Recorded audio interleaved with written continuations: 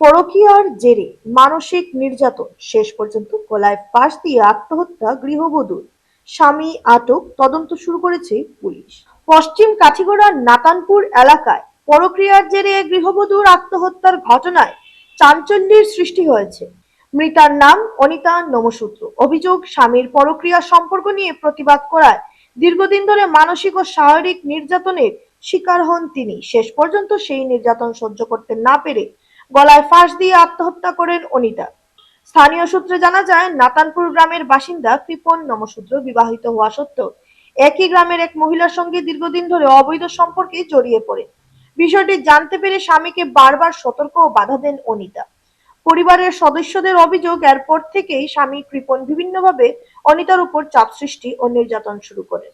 মৃতার পরিবার দাবি করেছে, মানসিক অশান্তি ও নির্যাতনের কারণেই শনিবার রাতে অনিতা নিজের গলায় দড়ি দিয়ে আত্মহত্যা করেন। ঘটনাটি জানাজানি হতেই এলাকায় শোকের ছায়া নেমে আসে। প্রতিবেশীরা জানান, দাম্পত্য কলহ প্রায়ই শোনা যেত তাদের বাড়ি থেকে।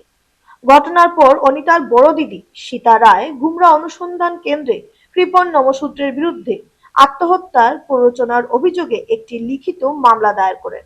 মামলার ভিত্তিতে অভিযান চালিয়ে অভিযুক্ত কৃপনকে আটক করেছে গুমরা পুলিশ। বর্তমানে তিনি পুলিশ হেফাজতে রয়েছেন বলে জানা গেছে। পুলিশ সূত্রে খবর, মৃতদেহ ময়নাতদন্তের জন্য পাঠানো হয়েছে এবং ঘটনার প্রকৃত কারণ উদ্ঘাটনে তদন্ত শুরু হয়েছে। অভিযুক্তদের বিরুদ্ধে প্রাথমিকভাবে ভারতীয় দণ্ডবিধির সংশ্লিষ্ট ধারায় মামলা রুজু করা হয়েছে। এ ঘটনায় এলাকায় ব্যাপক চাঞ্চল্য ছড়িয়ে পড়েছে। স্থানীয় বাসিন্দারা দোষীদের দৃষ্টান্তমূলক শাস্তির দাবি জানিয়েছেন। অসীম নমশূদ্র, আমার বাড়ি নাতানপুর। আমিও মানে মেয়েটার এখানে নিয়ে বিবাহ দিলাম। দেওয়ার পরে তো কয়েকদিন, দীর্ঘ 8 বছর খুব সুন্দরে চলছে।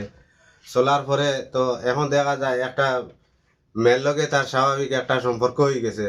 আর এই মেয়েটারে মানে খুব জ্বালা যন্ত্রণা করে, গড় ঢুকার পরেও মারে মেয়েটারে। আর হরুতারেও ঠিক মতো দেখে না, মেয়েটারেও কথাবার্তা কয় না। তারপরে আচ্ছা, ওই যে ছেলেটার কথা আপনি কইলে, ছেলেটার নাম কিতা? ছেলেটার নাম হইল কিসাই।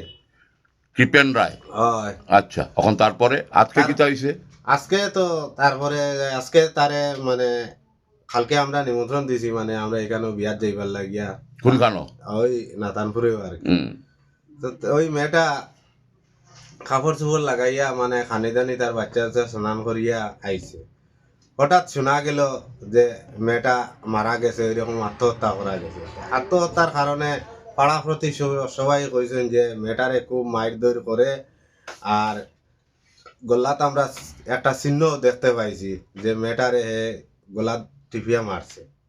ও বললেও আর আমি সমাজ দোষর কাছে আমার একটা অনুরোধ যে তার শাস্তিটা যেন সুন্দরভাবে হয় আর মেয়েটার আত্মায় যেন শান্তি